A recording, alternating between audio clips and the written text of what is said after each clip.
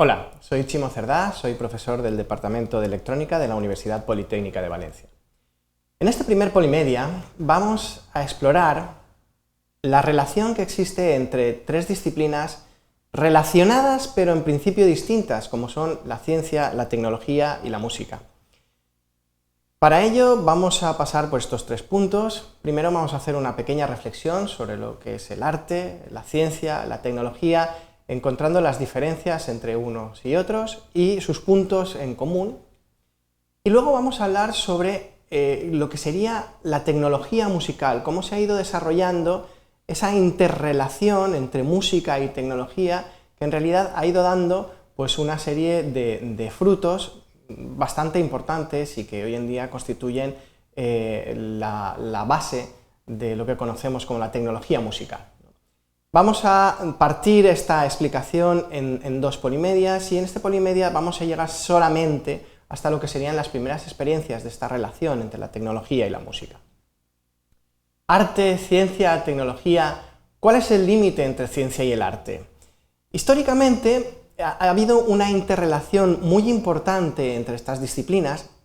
Si lo vemos desde el punto de vista incluso desde la tecnología y la ciencia, esto es fácil de reconocer, porque la tecnología ha marcado el avance de la ciencia y a medida que hemos dispuesto de conocimientos científicos mejores, hemos sido capaces de mejorar la tecnología. Esta interrelación, que es clara y que es clave, prácticamente nadie la dudará, también existe entre otras disciplinas, como en este caso puede ser la música, que es lo que a nosotros nos interesa. La música se ha beneficiado tanto de la ciencia como de la tecnología. De la ciencia, porque la ciencia nos permite entender y explicar científicamente qué es la música, por qué unas determinadas combinaciones de sonidos nos suenan bien o le resultan agradables a nuestro oído y otras combinaciones no le resultan tan agradables, ¿vale? ¿Por qué somos capaces de escuchar? Eso desde el punto de vista de la ciencia. Y desde el punto de vista de la tecnología, lo que ha conseguido la tecnología es darnos una serie de instrumentos para enriquecer la música, ¿vale? El ejemplo paradigmático de esto son los instrumentos musicales. Si no se dispone de una tecnología para fabricar instrumentos musicales, pues las capacidades de generar sonido del ser humano son muy limitadas. A medida que tecnológicamente hemos sido capaces de crear nuevos instrumentos, pues nuestras posibilidades expresivas y nuestras posibilidades a la hora de crear pues son muchísimo mayores. Las tecnologías aplicadas a la música se han desarrollado primero poco a poco y luego se han ido casi acelerando de una forma vertiginosa, de forma que ha habido mayor desarrollo en el último siglo que en prácticamente toda la historia de la humanidad. Podríamos hacer una clasificación, como se puede ver en esta transparencia, de una forma grosera, pero se puede ver muy bien. Los primeros instrumentos musicales surgieron hace miles de años, pero no hay una revolución hasta hace aproximadamente 400 años, en el 480 o en la época moderna, en que la física y las matemáticas modernas aparecen, ¿vale? La tecnología electrónica surge hace unos 100 años y la electrónica integrada hace unos 50 años. La tecnología MIDI data de algo tan reciente como 30 años. Como se ve, ese crecimiento exponencial en los conocimientos, que primero vamos muy lentamente, pero últimamente se van acelerando cada vez más y, pues bueno, cada año asistimos a, prácticamente podríamos decir, revoluciones en el campo tecnológico. Podríamos decir que una de las primeras muestras entre esta relación ciencia, tecnología, música, data de algo tan antiguo como el Memorial de la Música, que fue encontrado en China y probablemente se le data aproximadamente en el siglo XVII a.C.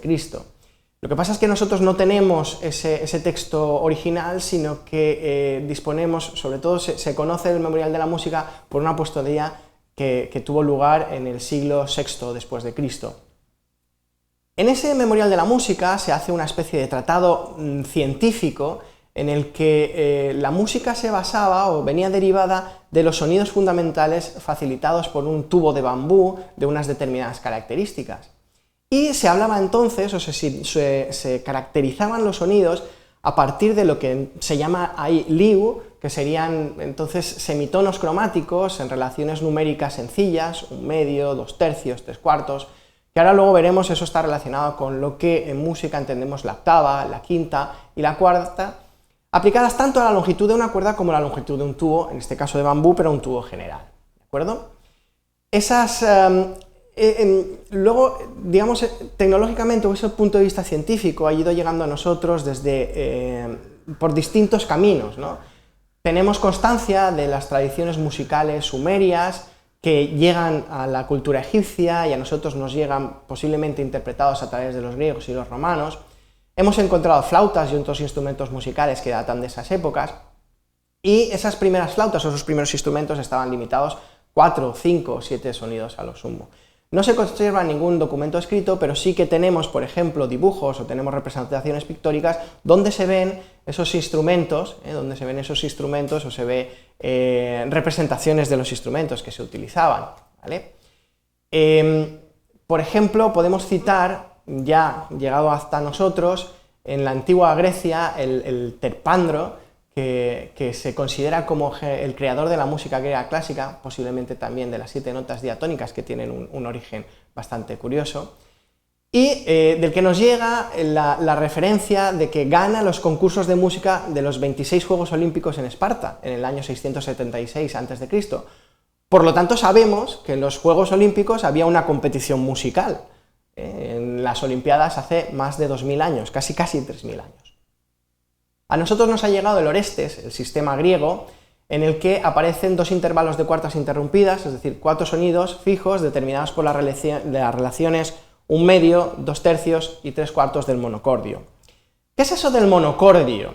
Bueno, para entender el monocordio, para entender esto, yo he traído un pequeño instrumento, ¿vale?, que tiene su importancia histórica, sobre todo desde el punto de vista de la interpretación pitagórica del sonido. En el monocordio vamos a poder ver la relación que hay entre las longitudes de 2 cuerdas y los sonidos que se generan. Los pitagóricos intentaban interpretar el mundo desde el punto de vista de los números y utilizaban las herramientas científicas que ellos tenían, que por aquel entonces eran pues, las fracciones, las razones entre ellos, ¿vale? Entonces, juntaban una especie, su planteamiento era a medio camino entre el artístico y el científico. Entonces los que ellos buscaban los sonidos más armónicos entre sí. Entonces el sonido más armónico era aquel que suena igual. Luego iban buscando el segundo sonido que sonara aproximadamente bien, y se encontraron con este sonido. Ese es el segundo mejor sonido que suena bien. Entonces a este sonido, si al primero es el 1, le asignan el número 2, ¿vale? Eso es lo que nosotros entendemos como la octava, y ellos lo representaban como un medio, ¿vale? El tercer sonido que funcionaba bien lo tenían localizado más o menos aquí, y es lo que nosotros encontramos como quinta. Ese tercer sonido al segundo sonido le daban el número 2 tercios. Y el cuarto sonido, que funcionaba bien, oía bien, es la cuarta, ¿de acuerdo? Y esa cuarta le asignaban el número 3 cuartos, ¿de acuerdo? Estos primeros notas fijas, la octava, la quinta y la cuarta, con respecto a la fundamental o a la primera nota que vamos a dar, esas estaban fijas. Lo que pasa es que a los griegos, ya os he dicho, les gustaban mucho los números e intentaban poner sus números mágicos en todas partes. Para los griegos, uno de los números mágicos era el número 7. ¿Por qué 7? Bueno, pues porque 7 eran los 7 planetas que ellos veían, contando como planeta a la Luna y al Sol, ¿de acuerdo? E intentaban, en todas las construcciones que ellos tenían, meter el número 7 por algún lado. Por eso tenemos 7 días y por eso intentaron meter 7 notas. Si damos entre una octava, tenemos la cuarta y la quinta.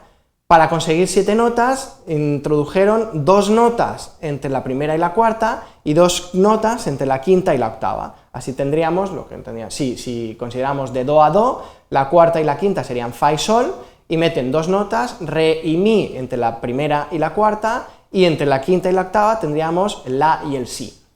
Tenemos 7 números, podemos honrar a los 7 planetas. Como veis, la construcción musical muy derivada del conocimiento científico en ese momento. algo que ha ido desarrollándose a lo largo del tiempo y que ha ido manteniéndose a lo largo del tiempo.